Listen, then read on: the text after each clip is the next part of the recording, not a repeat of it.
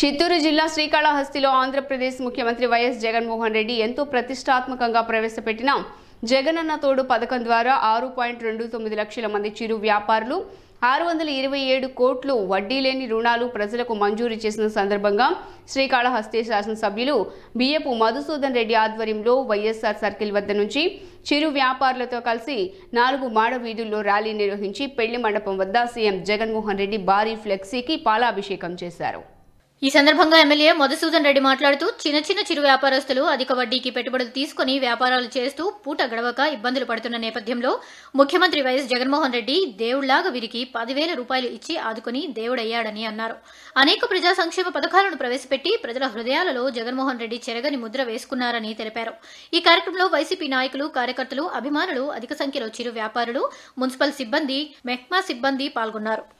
చిన్న వ్యాపారస్తులు 5 రూపాయలు వడ్డీ తీసుకొని రోజు గడుపుతున్నారు. జగనన్న 10,000 రూపాయలు ఇచ్చి వాళ్ళకి దేవుడు అయినాడు. జగన్మోహన్ రెడ్డి గారి రుణం మహిళా లోకం ఒకటి కాదు, 2 కాదు, ఇదే విధంగా ఒకటి కాదు, 2 కాదు, ఇదే విధంగా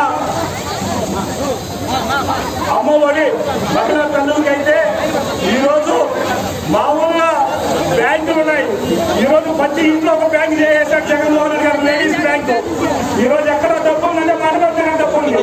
కాబట్టి జగన్మోహన్ రెడ్డి గారు ఈరోజు పెట్టిన ఈ స్కీమ్ ప్రతి వ్యాపారస్తులు డైలీ వడ్డీ కట్టుకోలేక వాళ్ళ కష్టంతో వడ్డీ తినేస్తుంటే ఈరోజు జగన్మోహన్ రెడ్డి ఈ కార్యక్రమం చేద్దాం. మహానుభావుడికి మనమందరూ